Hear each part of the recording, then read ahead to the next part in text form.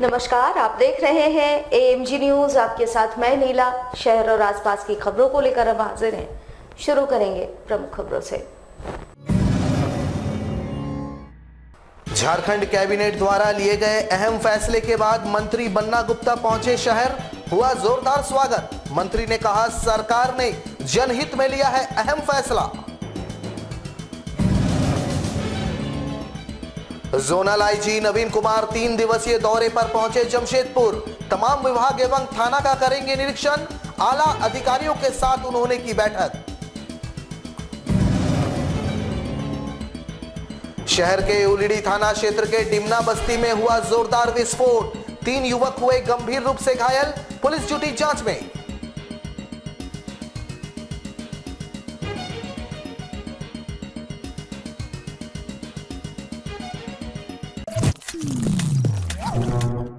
अब खबरें विस्तार से। झारखंड कैबिनेट में सड़क दुर्घटना में मारे गए मुसाफिरों के परिजनों को 1 लाख का मुआवजा दिए जाने की घोषणा के बाद राज्य के आपदा प्रबंधन मंत्री बन्ना गुप्ता के जमशेदपुर पहुंचने पर शहर वासियों ने उनका भव्य स्वागत किया। आपको बता दें कि बन्ना गुप्ता जमशेदपुर पश्चिम के विधायक भी हैं। यही कारण है कि शहर पहुंचने पर उनका जोरदार नागरिक अभिनंदन किया गया। इस दौरान मंत्री बन्ना गुप्ता ने झारखंड के गठबंधन की सरकार के प्रति लोगों की आस्था का हवाला देते हुए यह फैसला लिए जाने की बातें कही। वैसे यह सुविधा आपदा प्रबंधन विभाग की ओर से दी जाएगी। उन्होंने बताया कि इस सुविधा का लाभ हर किसी को मिलेगा, बगैर जात पात लिंग का भेदभाव कर सड़क दुर्घटना में मारे गए लोगों के परिजनों को महज कुछ कागजी कार्रवाई के बाद यह सुविधा प्रदान की जाएगी। इसके लिए कार्यालयों का चक्कर परिजनों को नहीं काटना पड़ेगा। बनी है ये सरकार जनता के लिए, जनता के द्वारा शासन है। और जब जनता का शासन होता है तो जन आकांक्षा पूर्ति होती है। और जब कोई आदमी सड़क दुर्घटना में मृत्यु हो तो फिर उसके परिजन के लिए एक बड़ा धर्म संकट भी है, आर्थिक संकट भी है। तो वैसी परिस्थिति में अभी तक पूरे देश में इस तरह की व्यवस्था नहीं थी, लेकिन हम लोगों ने इस तरह की व्यवस्था को कायम किया है कि जो भी दुर्घटना में मृत्यु होगी उसके लिए ना हम APL देखेंगे, ना BPL देखेंगे, ना उसके लिए जाति और धर्म देखेंगे। हम ये मान के चलेंगे कि मृतक के परिजन को मृत्यु के उपरांत एक सहारा स्वरूप, ताकि उनकी मृत्यु के बाद उनके परिवार को जीने के अवसर में दिक्कत ना आए, उसके लिए ये 1 लाख रुपए उनको आपदा प्रबंधन की तरफ से दिया जाएगा। झारखंड सरकार ने बहुत अच्छा फैसला लिया है कि आज जो है कोई भी कहीं भी एक्सीडेंट होता है 1 लाख का इनको मुआवजा के लिए हम बन्ना जी ने और हम लोग के मुख्यमंत्री हेमंत सोरेन ने बहुत अच्छा फैसला लिया है। और हम लोग ने इसी फैसले को सोच के आज मंत्री जी का हम लोग स्वागत किया है। जोनल आईजी नवीन कुमार शनिवार को 3 दिवसीय दौरे पर जमशेदपुर पहुंचे। वैसे उनका दौरा शुक्रवार से ही होने वाला था, लेकिन किसी कारणवश वे नहीं आ सके थे। इधर शनिवार को आईजी के जमशेदपुर पहुंचने पर उन्हें गार्ड ऑफ ऑनर दिया गया।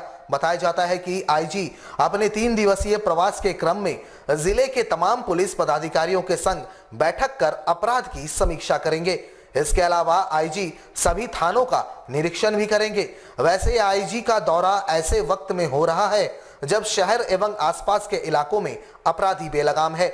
बहरहाल आईजी और अधिकारियों के बैठकों का दौर जारी है।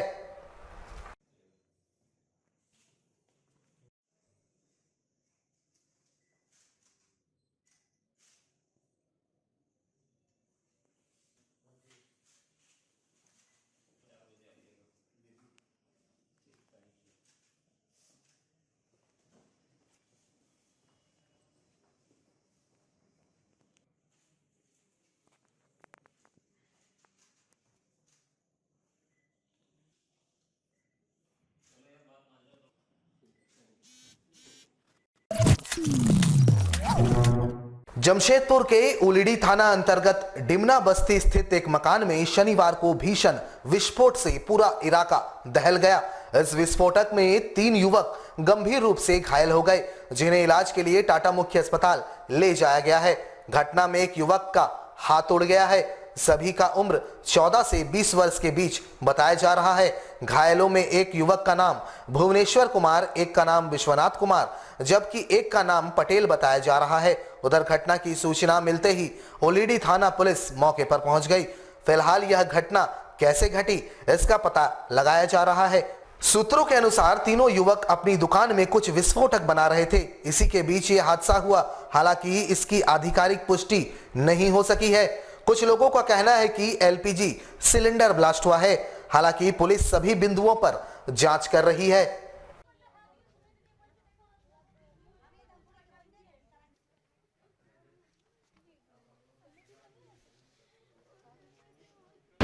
पहले तो सूचना मिली कि गैस फट गया है, डिमना बस्ती ऊपर टोला में गैस फट गया है। तो उसको जांच कर रहे हैं हम लोग। जांच करने के बाद क्या है नहीं है पता चलेगा। ये जो बम बनाने वाली जो बात आ रही है, इसमें कहाँ तक आप सहमत हैं? शायद हो सकता है,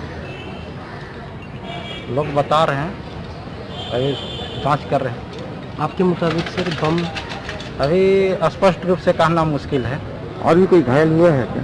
नहीं, 3 ही घायल हैं। पे बात लिखी है हम लोग। बताया पहले तो बताया गया कि गैस है। कुछ लोग बता रहे हैं कि बम लोग बना रहे थे। अब जब तक जांच स्पष्ट रूप से नहीं हो जाता है तब तक कहना मुश्किल है। Thank you so much sir. Seraikela Kharsawan जिला पुलिस ने भाजपा नेता सह कारोबारी सुजय नंदी हत्याकांड का खुलासा करते हुए 4 अपराधियों को शनिवार को गिरफ्तार कर न्यायिक हिरासत में भेज दिया है।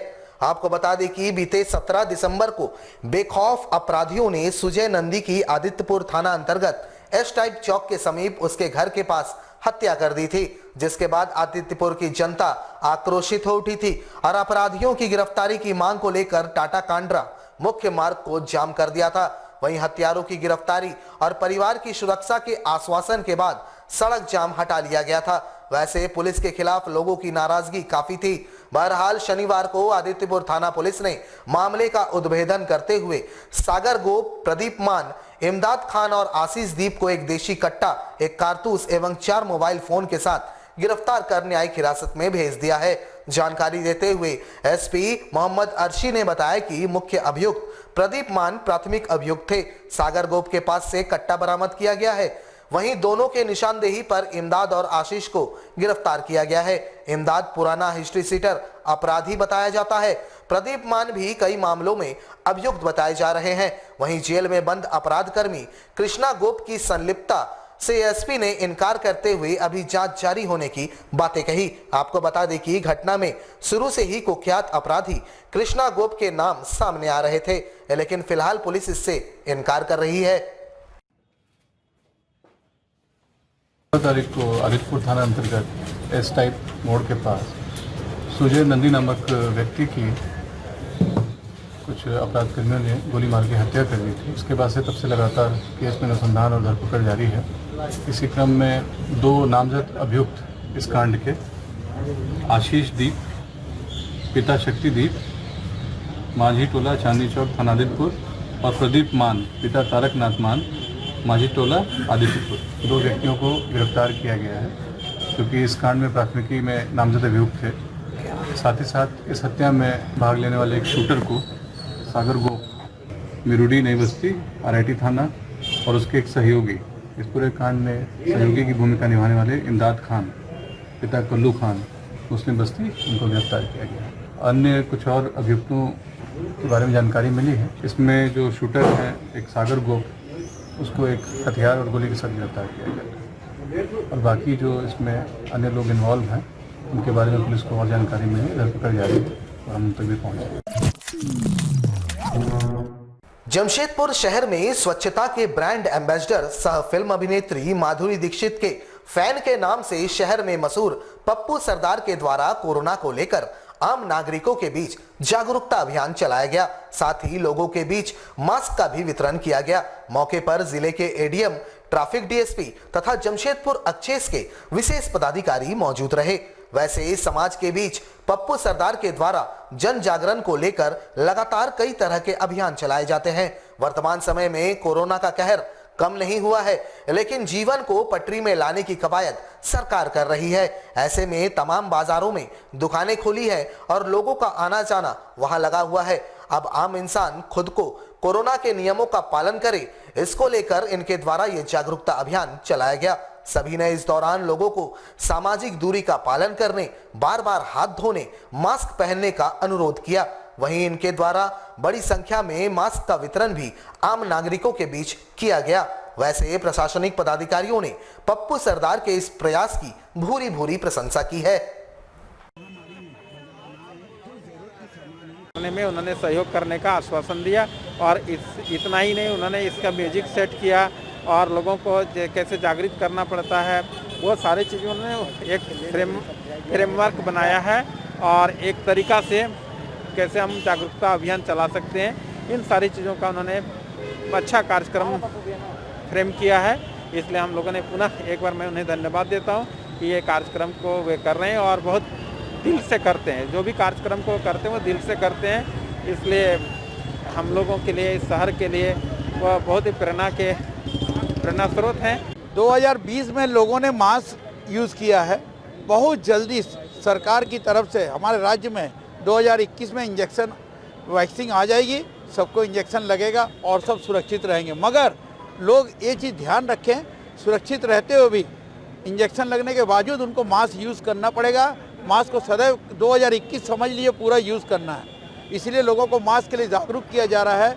मास्क बहुत ही ज़रूरी है। एक दूसरे अगर हम लोग दोस्ती भी करते हैं तो पहले ये सवाल लगाए कि बॉस तुम मास्क लगाए हो कि नहीं लगाए हो। मास्क लगाना बहुत ज़रूरी है। लोग कहीं भी मार्केट आते जाते हैं, कहीं आते जाते घर से बाहर थोड़ी दूर के लिए भी निकलते हैं, तो कृपया मास्क लगा के निकलिए। आप सुरक्षित रहिए, औरों को भी सुरक्षित रखिए। पिछले दिनों जमशेदपुर पुराना कोर्ट के अधिवक्ताओं एवं पार्किंग ठेकेदार के बीच हुए मारपीट के बाद पुराना कोर्ट के अधिवक्ताओं ने कोर्ट परिसर के बाहर जेएनएससी द्वारा पार्किंग शुल्क वसूली का जोरदार विरोध किया था और ऐलान कर दिया था कि पार्किंग शुल्क उनके द्वारा नहीं दिया जाएगा।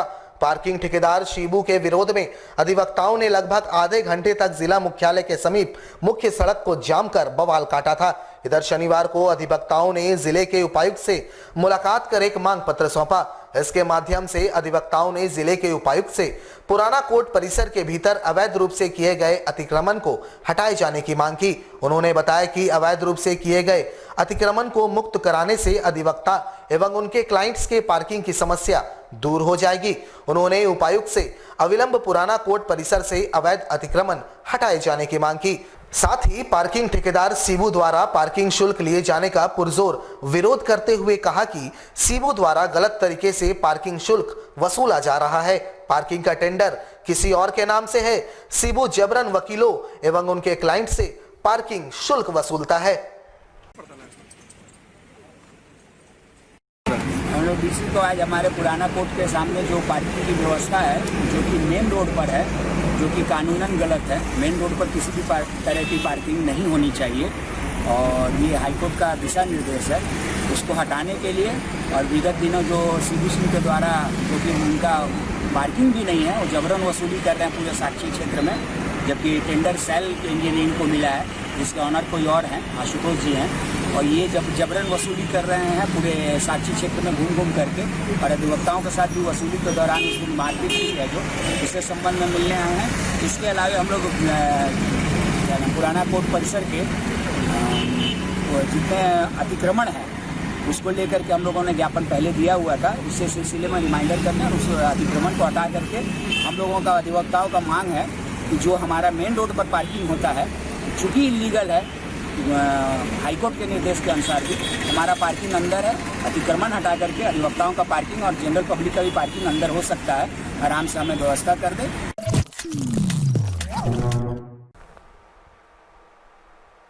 झारखंड में झामुमो की सरकार बनने के बाद पहली बार जिला कार्य समिति की बैठक जेएमएम ने की। वैसे इस बैठक में झारखंड मुक्ति मोर्चा के पुराने नेता, कार्यकर्ता, विधायक और पदाधिकारी मौजूद रहे।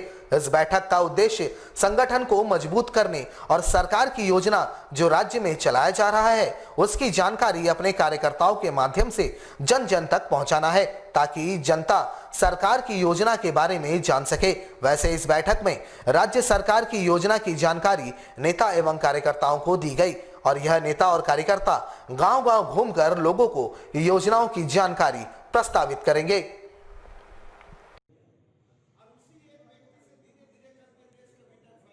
अभी पंचायत का समय खत्म हो चुका है और 2021 में फरवरी मार्च में निश्चित तौर पर पंचायत चुनाव होगा, जिसको तैयारी के लिए भी हम लोग तैयारी कर चुके हैं। ये सभी प्रखंड को निर्देश दिया गया है कि एक सप्ताह के अंदर अपने अपने प्रखंड स्तर में कार्यकर्ताओं का सेमिनार, कार्यशाला करने का जिला समिति को तिथि देंगे। अगर प्रखंड कमेटी अगर अपना समय अनुसार अगर वो तिथि अगर जिला कमेटी को नहीं सौंपती है तो जिला कमेटी सभी प्रखंड को एक तिथि निर्धारित करके ये तिथि निश्चित कर देगी कि आपको कौन प्रखंड को किस दिन आपको सेमिनार करनी है, कार्यशाला करनी है और उसी दिन उसी प्रखंड स्तर में कार्यशाला सेमिनार संपन्न होगा।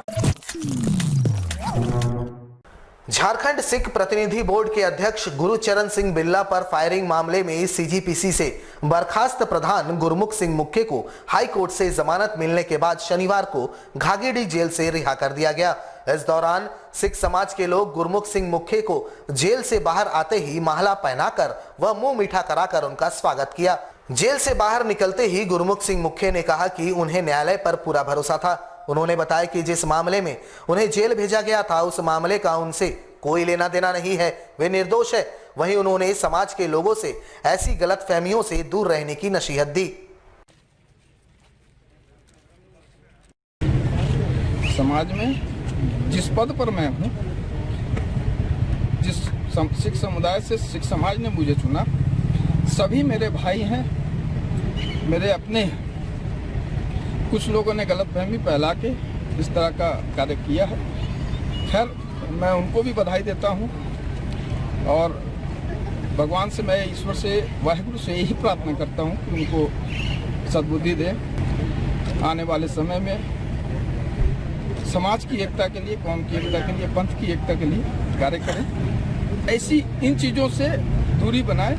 और सबसे बड़ी चीज़ मैं ये कहना चाहूँगा कि इस तरह की जो घटना घटी, आज समाज के प्रबुद्ध लोगों को, समाज के सूझवान लोगों को, बुद्धिजीवियों को ये सोचने की आवश्यकता है, इसमें मंथन करने की आवश्यकता है कि आखिर इस तरह की घटना क्यों घटी, इसका मूल कारण क्या है। हमारे साथ लगातार जुड़े रहने के लिए आप हमें YouTube पर जरूर सब्सक्राइब करें। आज के लिए बस इतना ही। कल आपसे फिर मिलेंगे कुछ नई खबरों के साथ। तब तक के लिए AMG न्यूज़ की पूरी टीम को दीजिए इजाजत। नमस्कार।